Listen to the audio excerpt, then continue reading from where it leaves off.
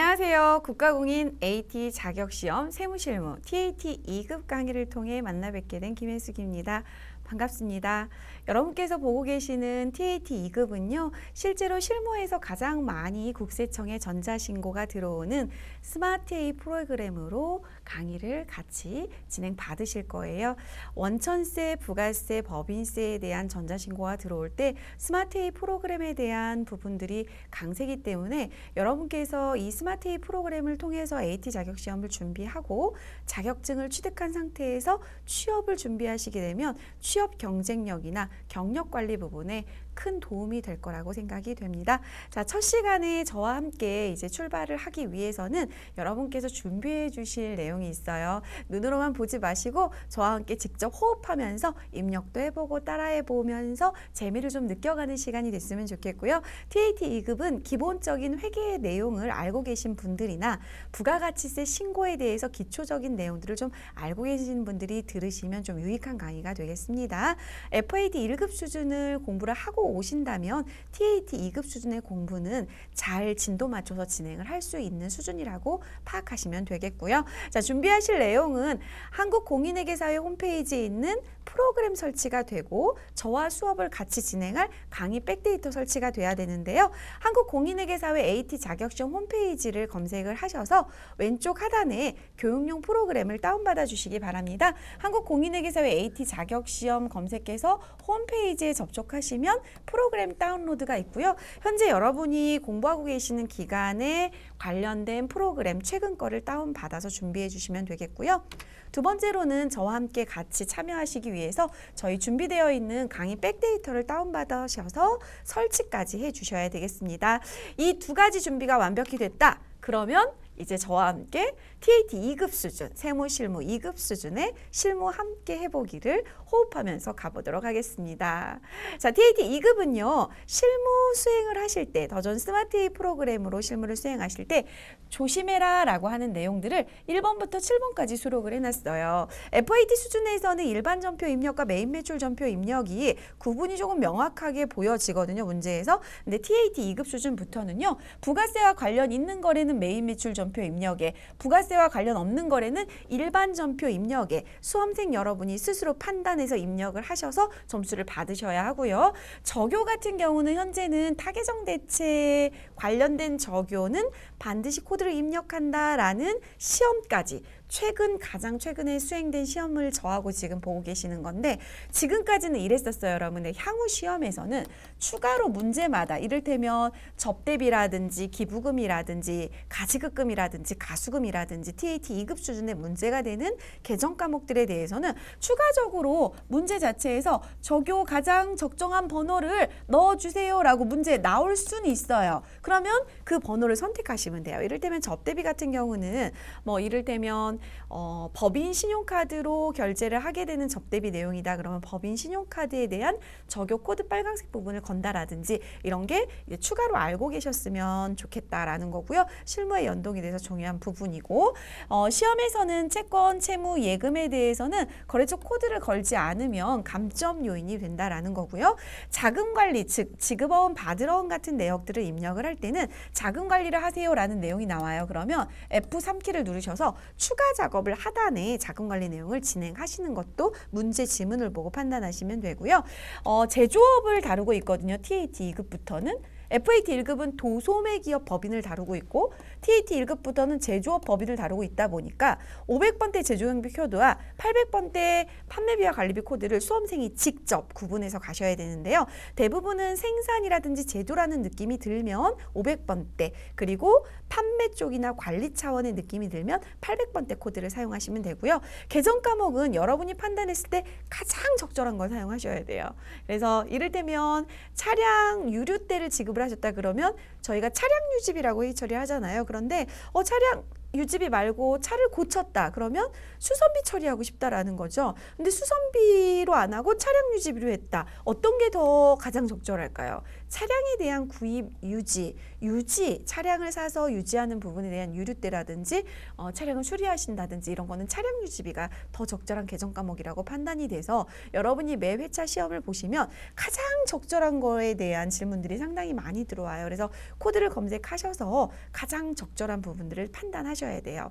지금 내용을 보시면 FAT 1급 수준에서는 이 실무 유의사항이 그렇게 무겁지 않았거든요. TAT 2급부터는 왜 이렇게 무겁냐면 여러분 진짜로 가서 회사에서 업무를 보실 때 이 정도는 해야 돼 라고 실무진들이 얘기를 하고 있어요. 김혜숙 너 내가 이 회계 세무 쪽 업무 너한테 좀 시킬 건데 너 TAT 2급 정도의 수준은 이해하고 있어야 이 업무를 따라갈 수 있어. 그래서 보통 저희 쪽 분야에서 일을 하시는 분들은 진입을 하실 때 TAT 2급 정도는 가지고 계셔야 적응력이 좀 빠르다라고 제 생각으로는 판단이 되니까 지금부터 열심히 하셔가지고 TAT 2급 내 손 안에 가져가셨으면 좋겠습니다. 자, 이제 첫 번째 강의로 저와 전표 관리하기, 어음 관리하기를 하면서 일반적인 거래자료 입력을 한번 만나보도록 하겠습니다. 자, 여러분께서 전표 관리를 하게 된다는 것은 출금 전표, 입금 전표, 대체 전표를 작성하는 내용들이고요. 단 FAT보다는 수준이 업그레이드가 돼서 계정 과목이 조금 어려운 게 출제가 된다든지 분계 거래 내용이 조금 복잡하다든지 이런 게 출제가 되고 있고요. 영수증 수치 명세서와 관련된 거래들이 이제 문제에서 출제가 되고 있어서 저희 전표 작성과 영수증 수치 문제를 살펴보실 텐데 영수증 수치 명세 작성 관련해서 가산세 2%에 해당하는 부분과 해당하지 않는 부분을 구분하면서 공부를 하실 거고요. 어음에 관련해서는 받을어음과 지급어음 관리가 사실은 FAT 1급 수준에서 너무나 많이 출제가 되고 있고 매회차 한 문제씩 나오기 때문에 TAT 2급에서는 매회차는 나오지 않지만 어느 정도 공부가 되신 상태에서 오셨다라고 판단이 돼요. 그래서 TAT 2급 수준에서 만약에 어음 관리 문제가 나온다면 여러분은 그렇게 어려운 문제는 아니라고 판단하시면서 푸는 것 같아요. TAT 2급을 공부하시는 수험생들은. 자, 그럼 먼저 전표 작성하기에 앞서서 가벼운 출금 전표, 입금 전표, 대체 전표의 차이 보도록 하겠습니다. 출금 전표는 1번이라고 전표 구분란에 입력을 하면은요. 대변에 자동으로 현금이 입력돼서 나는 차변만 입력하면 돼. 입력 편의를 줄 수 있는 거죠. 입금 전표는 구분란에 2번이라고 입력을 하면은 자동으로 차변에 현금이 기록되면서 대변에 계정 과목만 입력을 하면 돼요. 실제로 시험장에서 저는 출금 입금이 좀 어려워요. 그냥 전부 다 대체 전표로 차변은 3번, 대변은 4번 하면 안 될까요? 오케이, 괜찮아요. 시험에서 뭐만 맞으면 되니까 분계만 맞으면 오케이 되겠어요. 그래서 시험에서는 이런 게 문제는 없지만 실제로 여러분께서 업무를 보신다고 생각해보면 엄청 귀찮아요. 출금 이렇게 하면 대변을 입력 안 해도 되는데 그걸 대변에 현금 이렇게 입력한다고 생각하면 되게 업무의 양이 많아지거든요. 그래서 공부할 때부터 출금 전표는 정확히 출금에, 입금 전표는 정확히 입금에, 대체 전표는 정확히 대체 전표에 하는 게 좋을 것 같습니다. 근데 출금 전표는 어떨 때 하는 거냐면요. 거래 총액이 현금, 즉 대변이 무조건 다 현금인 경우, 다른 계정 과목이 안 나오는 경우, 입금 전표는 거래 총액이 현금, 즉 차변이 전부 다 현금인 경우, 그리고 대체 전표는 현금이 일부가 있거나 현금이 아예 없거나 이런 거래들을 입력하시는 게 바로 3전표 제도의 특성인데요. 여러분 지금 기업 실무 가보시면 거의 대부분의 기업은 3전표제로 실무를 수행하고 있기 때문에 저희 AT 자격시험은 실무에 입각한 자격시험이라서 이렇게 출제가 되고 있다라고 보시면 되겠습니다. 자, 이제 전표를 입력을 할 때 고민해야 될 내용이 있어요. 전표를 입력할 때 무조건 이제 시험에서는 문제 주어지니까 하지만 회사에 가셨을 때는 이거 내가 입력해야 돼 말아야 돼? 일반 전표 입력해야 돼? 메인 매출 전표 입력해야 돼? 이거 증명 서류가 맞는 거야? 그게 아마 신입사원들이 들어가서 처음으로 질문하는 걸 거예요. 제가 실무를 볼 때 직원을 딱 채용하고 나서 첫 번째 받는 질문 중에 가장 대표적인 게 바로 이거예요. 세금계산서, 계산서, 신용카드 매출 전표 영수증, 현금 영수증이 없는데도 법인 통장에서 돈이 나갔어요. 그럼 이게 맞는 건가요? 이렇게 물어봐요. 그래서 여러분께서 이제 기준점을 정하셔야 돼요. 정규증명 서류를 이해하고 나서 업무를 하셔야 되고 이 정규증명 서류에 대한 이해 문제가 TAT 2급에 나오고 있기 때문에 같이 맞물려서 가시면 되겠죠. 원래 여러분 3만 원 초과 거래는요. 요 서류들이 전부 다 있어야 돼요. 좀 금액이 크다고 세법적으로 판단했다, 회계적으로 판단했다라고 보시고요. 3만 원 넘었어? 그러면 신용카드, 현금영수증, 세액연서, 계산서 있어야 돼. 그거 만약에 수취하지 않았으면 법인세 신고할 때 2% 가산세 부과한다? 이렇게 나오는 게 현재 세법이란 말이에요. 그래서 이걸 수취하지 않았으면 그냥 영수증을 수취한 거니까 영수증 수취명세서 작성하고 거기에 대한 공급가액의 2% 그 금액, 이제 얘가 따로 세금계산서나 뭐 얘네들처럼 부가세가 별도로 표기된 게 아니니까 그 총액 있죠? 거기에 2%를 가산세를 부과를 하게 돼요. 그 다음에 그래? 그럼 조심해야 되겠네 했는데 얘네들을 받을 수 없는 거래들이 있다라는 거죠. 즉 얘네들을 받을 수 없는 것들이 있던데 여러분 제가 한번 예를 들어 볼게요. 여러분 혹시 자동차 이렇게 혹시 타고 다니시는 분들, 개인 승용차 타고 다니시는 분들 있으면 보험 가입하시잖아요. 근데 보험료가 3만 원 다 넘어요. 근데 보험회사에 내가 보험료를 만약에 한 60만 원 정도 송금을 했고 그거에 대한 포함 증권을 받았단 말이죠. 이 매출 전표나 현금영수증이나 세액계산서, 계산서가 없어요. 법인 통장에 돈은 나갔고 보험 증서만 받았어요. 될까요? 안 될까요? 3만 원 초과 거래 중에서 제외 대상 거래가 바로 이런 금융보험 용역이에요. 이거는 그러면은 보험 증서 같은 걸로 금융보험 용역은 대체가 되는 거죠. 이렇게 해서 이런 부분들이 증명서류로서 판단이 이루어져야지만 문제를 푸시는데 원활하게, 실무를 하시는데 원활하게 돌아가요. 자, 앞서 말씀드린 것처럼 만약에 3만 원이 넘었는데 그거는 괜찮아 라고 하는 거 방금 제가 보험 얘기했었잖아요. 여기 16번에 보시면 금융보험 용역, 요거는 더 좋은 스마트A 프로그램에 있는 제외 대상을 제가 그대로 캡처를 떠서 넣어놓은 거예요. 여러분 원천징수 대상 사업소득이라든지 세금이라든지 보험료 등은 지출 증빙 특례 규정에 의해서 일반 영수증이나 입금표를 받으셔도 괜찮아요. 2% 가산세 부과되지 않아요 라고 하는 것들이 이 15번부터 해서 35번까지 나와 있단 말이죠. 만약에 고속도로를 달리고 있는데 35,000원의 유류 통행료가 나왔다고 가정을 해볼게요. 그러면 여러분 혹시 승용차 가지고 고속도로 달리다 보면은 그 도로 통행료 이렇게 뽑으시는 데 있잖아요. 거기에서 35,000원을 뽑았는데 그건 세액계산서도 아니고 신용카드도 아니고 현금영수증도 아니고 그냥 현금 주고 왔다. 뭐 이렇게 된다면 그런 것들이 여기에 해당하는 거. 그리고 여러분 만약에 승용차 얘기가 이제 계속 나오는데 승용차를 끌고 다니시는 분들은 자동차세가 매년 나온단 말이에요. 그러면 국가가 세금을 내라고 해서 냈는데 그 고지서가 이렇게 날라와서 냈는데 그거는 앞서 보신 서류들이 없단 말이죠. 괜찮다라는 거죠. 이렇게 해서 요 관련된 내용들은요. 제외 대상 거래인 것만 더존 스마트에서 체크해 주시면 가산세 부과되지 않는 자리로 인식이 되게 되고요. 또 하나. 나 이거 송금했어요. 그래서 송금한 거에 대해서 계좌번호 같은 걸 넣으시게 되잖아요. 그러면 가산세가 적용되지 않는 거래들이 있어요. 이를테면 간이과세자로부터 부동산 임대 용역을 제공받은 거래나 부동산 중개수수료 지급 등의 거래는 송금한 사실이 있다면 경비등 송금명세서 서류가 저희 교육용 프로그램에 있거든요. 그거 제출해서 지출증빙 서류 미수치 가산세에 대해서는 면제가 되는, 비켜갈 수 있는 길이 된다라는 거죠. 그런 내용들이 여기 간이과세자 부동산 임대 용역부터 시작해서 국세청장이 정하여 고시하는 다음의 경우 이런 것까지 요거는 꼭 읽어보셨으면 좋겠어요. 이제 이런 내용들이 출제가 돼서 그럼 내가 이거를 판단해야 되나요? 라고 물어보시는데 사실은 시험에서는 판단이 되게 쉬워요. 왜냐하면 이걸 작성하라고 나오거든요. 경비등 송금명세 작성하세요. 이렇게 나오면 여기에 해당되는 내용을 문제에 낼 수밖에 없기 때문에 하면 되는구나 이렇게 하고 가시면 되고 조심하실 거는 이제 방금 보셨던 3만 원 초과인데 2% 제외가 되는 부분들을 항목별로 더존 스마트에서 번호들로 고르는 거, 금융보험 용역이라든지 국가와의 거래라든지 이런 것들이 이제 찾아가시면 되겠습니다. 그래서 이런 것들이 실제로 이제 업무 보실 때 가장 이제 중요하게 일선에서 초급자들이 고민해야 될 이야기들이에요. 그래서 TAT 2급 수준하고 FAT 1급 수준이 뭐가 다르냐면 여러분 FAT 1급 수준은요. 영수증 수치명세서만 나와요. 약어로 쓸게요.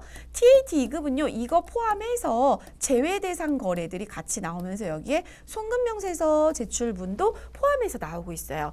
FAT 1급에서는 제외 대상이 출제가 되지 않아요. 근데 TAT 2급에서는 제외 대상을 포함해서 출제를 하고 있습니다. 자, 그러면 요 문제 같이 살펴보시면서 전표도 출금 전표 한번 작성해 보시고 영순 수치명세서 관련한 것도 판단을 해보도록 할게요. 3만 원 초과 거래입니다. 저희는 800만 원을 기부금으로 이제 공제대상 기부금으로 해서 기부금 영수증을 받았는데요. 저희 회사가 골든슈즈예요, 여러분. 여러분 백데이터 설치하신 거 보면은 골든슈즈라는 회사고요. 아름다운 교육재단 재단법인에 요 내용을 기부를 했다라는 거죠. 아름다운 교육재단에 현금으로 기부를 했으니까 저희는 대변 총액이 현금 800만 원 이렇게 기록되니까 무슨 전표? 출금 전표 1번을 작성하실 수 있다. 1번을 작성하시면 대변은 자동으로 회계 처리가 되니까 차변만 뭘로 작성하시면 돼요? 기부금 작성하시고 800만 원 하시면 되죠. 어렵지 않죠. 이러니까 그냥 기본 출금 거래인 거예요. 그런데 얼마가 초과됐어요? 3만 원 초과됐어요. 문제 지문에서 친절하게 3만 원 초과된 거다.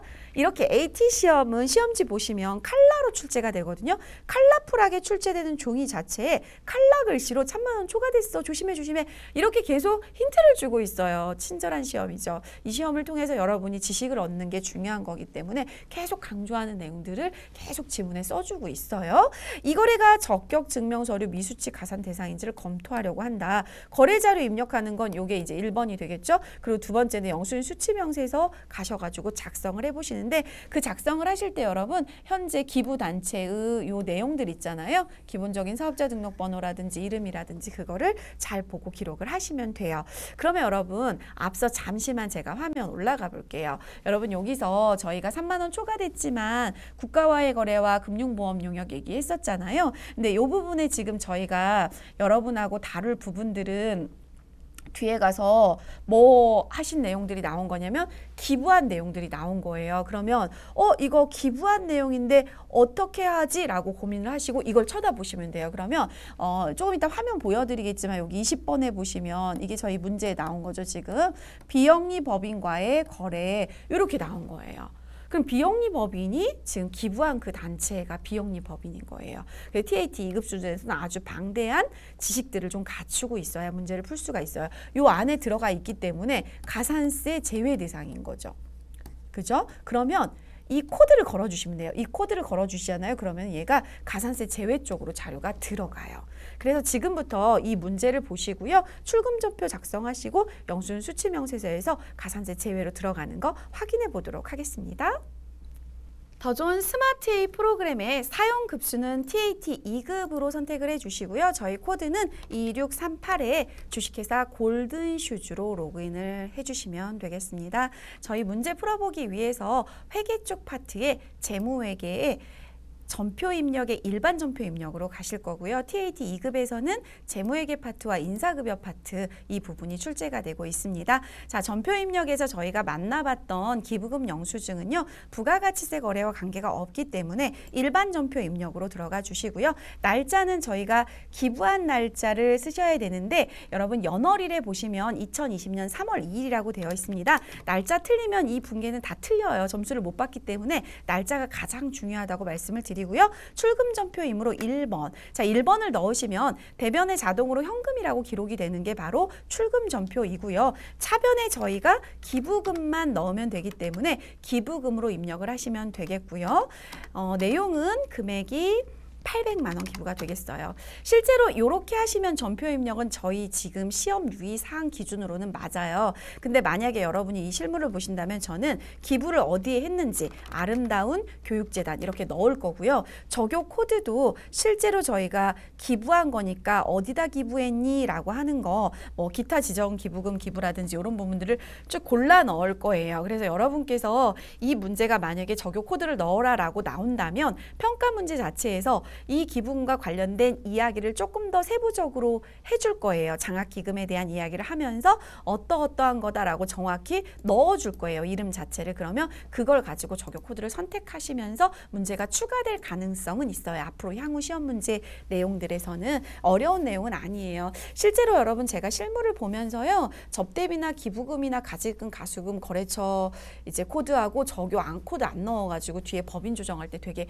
애먹어서 다시 고치는 사례들 애들이 너무나 많아요. 그래서 이거 좀 배우고 왔으면 좋겠어 라는 얘기들을 많이 하거든요. 그래서 이제 AT 시험이 실무에 입각한 시험이라서 점점 더 조금씩 한 단계씩 나아질 거라서 여러분이 그 시험에 잘만 응대하시면서 생각하시면 실무 능력이 키워진다라고 보시면 돼요. 자, 첫 번째 거래자로 입력하셨잖아요. 근데 반드시 3만 원이 초과됐다면 관련 서류가 있어야 되는데 없다라는 거죠. 그래서 3만 원 초과된 거에 대한 영수증 수치 명세서를 검토해라 라고 나온 거죠. 검토하러 가보자는 거죠. 갔어요. 그래서 거래 일자를 똑같이 2020년 03월 2일로 넣고요. 상호는 재단법인 그대로 쓰시면 돼요. 실제 실무 프로그램에서는 이 부분이 이제 앞에 일반 전표 입력에서 거래처 코드도 걸고 내용도 걸어서 자동으로 인식되게 하는 부분들도 있는데 시험에서는 저희가 직접 이걸 입력하시면서 가게 되어 있어요. 아름다운 교육재단의 내용이고 이 내용에 대한 대표 이름 같은 부분들은 기록이 되어 있지 않으니까 넘어가면 되고요. 서울, 강남구, 강남대로 여기는 FE키가 이제 인식이 되지 않아요. 그래서 직접 타이핑 하시면 되고요. 정확히 써주시기만 하면 돼요. 도곡동 사업자 등록번호 10182 하이픈 빼고 그대로 숫자만 넣어주시면 되고요. 거래금액 800만 원. 여러분 더하기 버튼 누르면 0이 3개가 들어가서 8 플러스 하시면 됩니다. 자, 이 중에서 어떤 거예요? 20번에 있는 비영리 법인, 즉 재단법인 아름다운 교육재단에 기부한 거다. 기부금은 이 기부금 영수증만 있으면 괜찮아 라는 거죠. 기부금 코드 그대로 F2키 눌러서 회계 처리한 거 넣어주시고요. 내용은 기부하신 건데 여기 보니까 장학기금, 현금 기부 뭐 이런 식으로 해서 적요를 넣어주시면 되겠죠. 이 부분은 여러분이 자유롭게 넣어주시면 되겠어요. 자, 그러면 이제 여기서 여러분이 판단해야 될 건 뭐냐면 이 코드를 걸었냐 안 걸었냐에 따라서 영수증 수치명세서 1의 내용이 달라진다라는 거예요. 영수증 수치명세서 1 한번 들어가 보세요, 여러분. 그리고 명세서 2를 불러와라 이렇게 하시면 실제로 여러분이 거신 코드 20번에 이게 들어와 있으면서 명세서 제출 대외 대상으로 들어가요. 제가 이 코드 한번 지워볼게요, 여러분. 20번 스페이스바 사이 띄우기로 이렇게 하면 지워지거든요. 그러면 원 메뉴에 가서 다시 조회 한번 눌러보세요. 불러오기 참. 그럼 여기서 사라졌어요. 그러면서 어디로 갔어요? 이쪽으로 갔죠. 명세서 제출 대상. 그럼 여러분 요대로 놓고요. 제가 잠시 TAT 1급으로 들어갈게요. 작성한 내용 저장하고요. TAT 1급으로 가면 법인 조정 화면이 보여지거든요. 따라서 TAT 1급으로 가서 물론 저희는 TAT 2급을 준비하고 있지만 앞으로 TAT 1급도 하실 거잖아요. TAT 1급으로 로그인 하셔야 법인 조정 메뉴가 나와요. 자, TAT 1급으로 들어가시면 왼쪽에 법인 조정 메뉴가 나오고 법인 조정 2에 들어가시면 가산세 계산서가 나와요. 여기서 여러분께서 자료를 살펴보실 때 세로 불러오기 버튼을 누르잖아요. 그러면 이 메시지에 집중해 볼까요? 지출 증빙 미수치 금액에 영수증 수치면에서 1에서 12번 값의 데이터를 불러오는데 예스 한번 해볼게요. 그리고 지금 하셨던 12번 값을 가볼게요. 영수증 수치명세서 1에 12번 값이 이거예요. 얘를 가져온다는 거예요. 그럼 800만 원의 2%가 가산세라는 건데 가산세 명세서 밑에 쪽으로 내려가 보시면 800만 원 금액의 2%짜리 얼마예요? 16만 원. 어우, 가산세 세죠. 이렇게 있단 말이죠. 그러니까 실제로는 이건 가산세 거래는 아니에요. 제가 고칠 건데 다시 또 보여드릴게요. 영수증 수치명세서 2에서 여기 구분 코드를 요거 비영리 법인과의 거래야라고 거시고 닫기 하신 다음에 다시 여기서 새로 불러오기를 누르시면 12번의 값이 사라졌으니까 내용이 안 나와야 되겠죠? 새로 불러오기. 자, 이거 닫으시고 다시 한번 해볼까요? 저장 안 할 거고요. 법인 조정 투 메뉴에 가산세 계산서 새로 불러오기 예스. 영수증 수치명세서가 왜 자꾸 들어오죠, 여러분? 닫기. 다시 가서 확인할까요? 이거 저장 안 할 거고요. 회계 쪽에 영수증 수치명세서. 이 코드가 조정이 안 됐네요. 제가 클릭만 하고 엔터를 치지 않았나 봐요. 자, 비영리 법인과의 거래 엔터. 닫기. 다시 가서 법인 조정 2에 가산세 계산서. 가끔 창을 여러 개 띄워놓고 작업을 하시잖아요. 그러면은 그 내용 자체가 반영이 안 될 때가 있어요. 왜 또 들어왔죠? 자, 아니요 할 거고요. 여러분 다시 한번 보여드릴게요. 제가 이제 이거를 TAT 1급에서 할 문제이지만 자꾸 날아가네요, 여러분. 다시요. 제가 여기만 해서 그래요. 자, 여기를 여기를 비영리법인과의 거래하고 여기를 안 읽었죠. 이걸 자꾸 갖고 오니까 그렇죠. 여기 읽었어야죠. 자, 일로 옮겨 놓고 닫기에서 예스. 다시 한번 갑니다. 법인조정 2의 가산세액계산서. 제가 이 화면을 왜 TAT 2급에서 보여드리냐면요, 여러분이 일선에서 작업하시는 그 모든 업무들이요, 뒤에 법인 조정하고 연결이 돼요. 지금 입력하신 기부금 같은 경우도 그렇고, 뭐 접대비 같은 경우도 그렇고, 그러니까 하나를 하실 때 그게 뒤에 연동이 되는 거구나라고 알고 계신다면 되게 업무 처리에 재미가 있고 중요도가 있게 되는 거죠. 자, 이렇게 해서 저희가 기부금 영수증 일반 전표 입력 마무리해보고요. 영수증 수취명세서에 코드를 20번으로 걸었더니 영수증 수취명세서 제출 제외 대상으로 해서 가산세가 없는 것까지 법인조정에서 확인했습니다. 두 번째 문제로 대체전표 한번 살펴보도록 하겠습니다. 파란색 글씨로 시험 문제에 계약금 지급이라고 나와 있고요. 대체전표라고 지금 제가 판단해서 이제 강의 자료를 준비했지만 여러분이 문제를 읽어보시면 4월 5일자로 대광고무산업에서 견적서를 받아가지고 우리은행 보통예금 계좌에 계약금을 공급가액의 10%를 이체해서 지급했다고 합니다. 그러면 대변에는 어떤 계정 과목이 나오면 돼요? 보통예금 계정 과목이 나오면 되죠. 그런데 여러분 지금 보니까 견적서는 413만 6천 원이에요. 견적서는. 그런데 저희가 송금한 거는 얼마일까라는 얘기를 이제 해보셔야 되는 거죠. 근데 여기 이제 함정이 있어요, 여러분. 413만 6천 원에 10%? 41만 3,600원? 그런데 여기 보니까 뭐예요? 공급가액이 10%잖아요. 여기에 10%구나. 요 함정이 들어가 있는 거죠. 따라서 37만 6천 원으로 답을 산출하셔야 되고요. 여러분 혹시 요 차변에 계정 과목이 뭐죠? 문제가 그렇게 어려운 건 아니고요. 여기에서 함정이 이제 있다라는 거. 여기서 잘못 해석하시면 그랬어. 시험 문제 풀고 나와서 다들 그러시죠. 나 이걸로 안 했어. 위에 걸로 했어. 이러시는데 어쩔 수 없지. 이렇게 해서 문제는 아주 꼼꼼히 읽으셔야 돼요. 날짜 틀리면 안 되니까 날짜 정확히 넣어주시고요. 그래서 공급가액의 10%라고 하니까 37만 6천 원을 넣어주시고요. 채권 채무 예금에 대한 거래처니까 예금 거래처 코드 걸어주시고 미리 지급한 거 선급금에서 37만 6천 원 하시는데 여기에 거래처 코드 누가 걸리면 되겠어요? 대광 고무산업이라고 걸어주시면 되겠죠. 양쪽의 거래처 코드 꼭 챙겨주셔야 되고요. 자, 4월 5일자로 일반 전표 입력에 입력해 보도록 하겠습니다.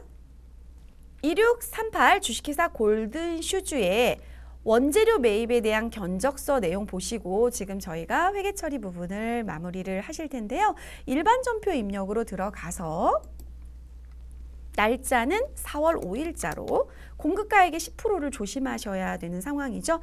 저희는 차변과 대변에 현금이 없는 상황이니까 차변은 3번으로 대체전표로 입력을 해주시고 차변의 금액을 저희가 어떤 걸 입력을 해야 될까라는 부분인데 여러분 저희가 원재료 매입을 위해서 계약금을 줬다고 했잖아요. 그러면 계약금을 지급했으니까 먼저 지급했다. 선급금 앞서 보셨죠? 가끔 이제 선급금하고 선수금이 헷갈리신다고 하시는 분들이 있는데 선급금은 자산이에요. 왜요? 돈 준 것만큼 물건 내놔, 재화 내놔, 상품 내놔, 제품 내놔 이렇게 청구하실 수가 있잖아요. 원재료 내놔 이렇게. 그래서 주장할 수 있는 권리로서 자산이고요. 누구한테 선급을 했냐면 저희가 태광 고무산업에게 선급을 했고요. 금액은 공급가액 376만 원의 10% 37만 6천 원 되겠고요.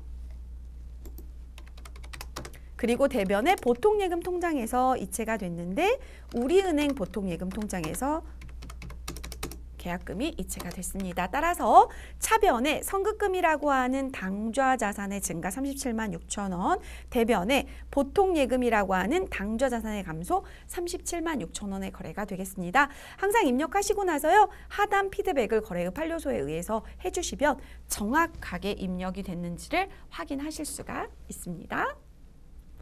이제 어음 거래를 살펴보도록 할 텐데요, 여러분. 저희가 받으러 음 거래하고 지급 어음 거래는 FAT 1급 수준에서 다 공부를 하고 오신 내용이라고 판단은 돼요. 하지만 한 번 더 언급을 하고 저희가 TAT 2급 수준에서는 이게 빈도수가 FAT 1급만큼 높진 않아요. FAT 1급은 매 회차 문제가 나오고 있지만 TAT 2급은 6회차 중에서 한 2번 정도 아니면 많으면 3번 정도 왔다 갔다 나오고 있으니까 그 수준을 잘 보시면 되고 TAT 2급하고 FAT 1급이 수준 차이가 있습니까? 라고 물어보신다면 어음은 똑같아요.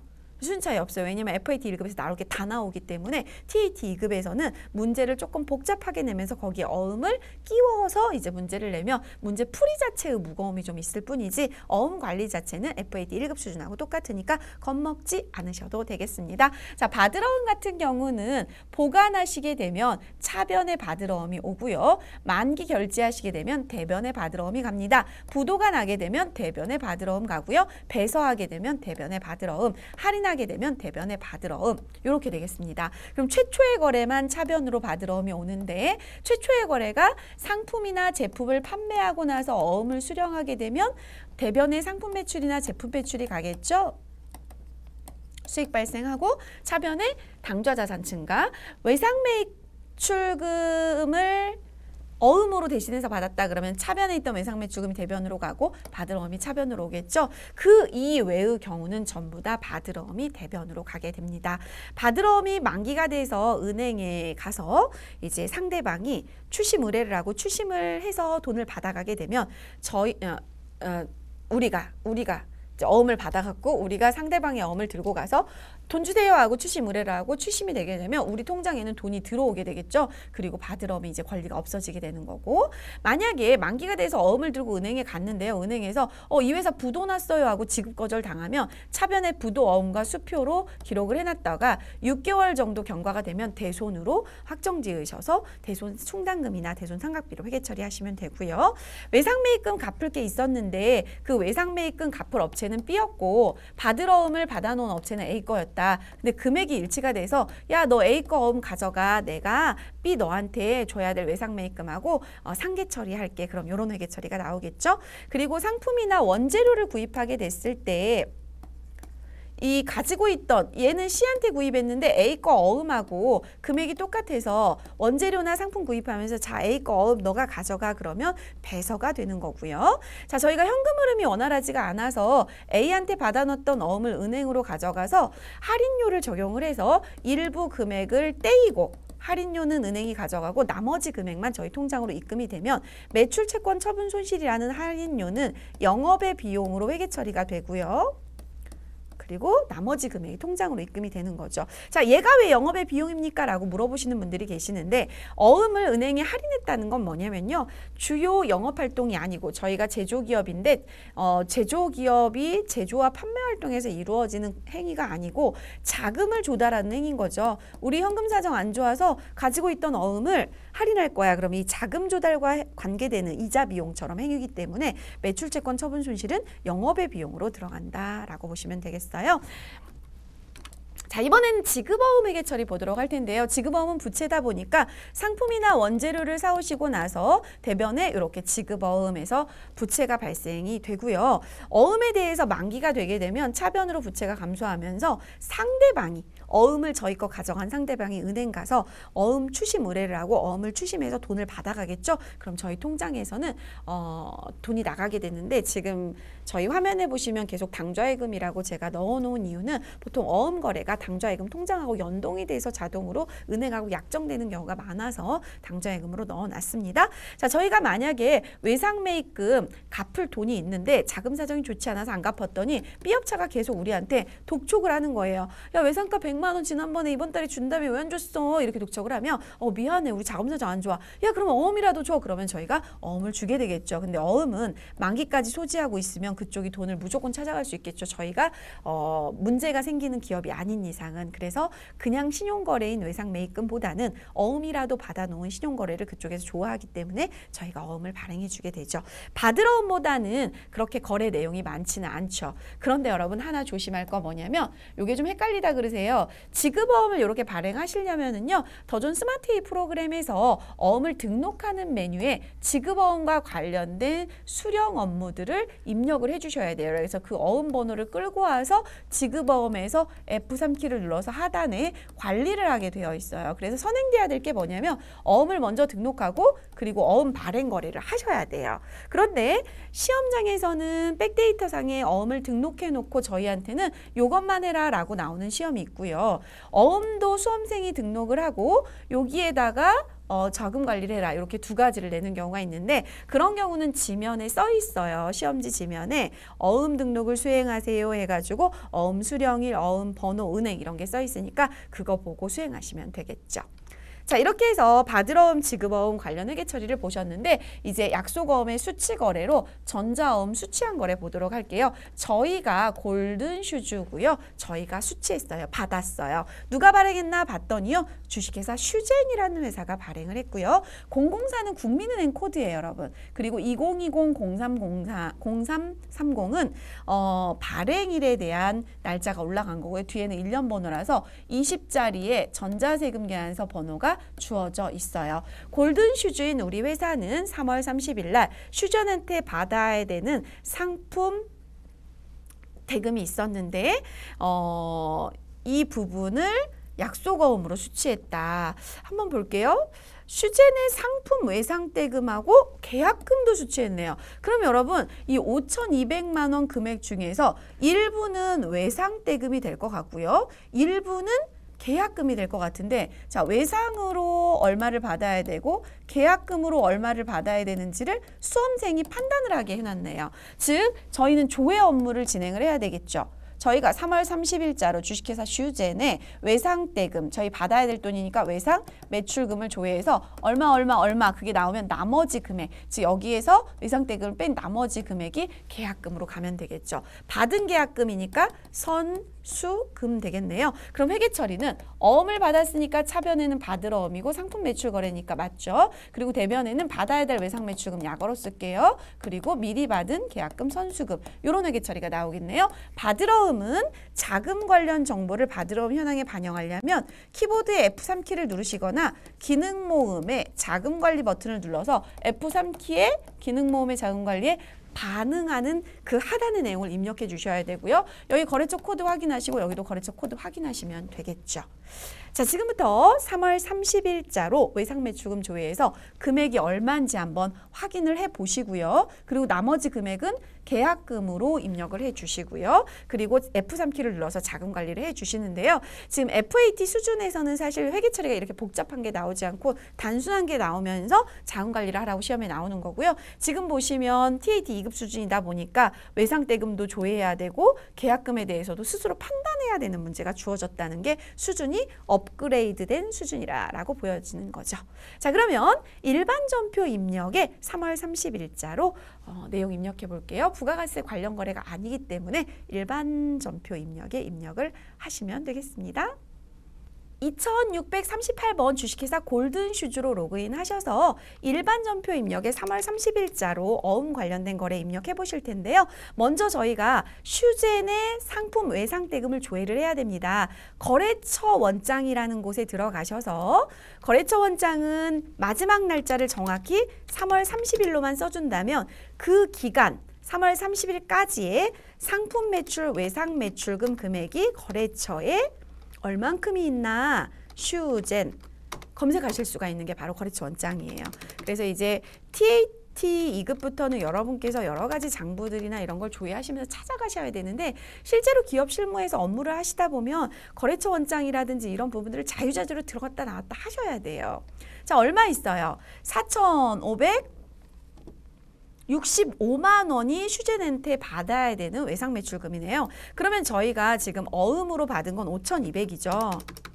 여기서 4,565만 원을 차감하면 이 금액 63만 5천 원이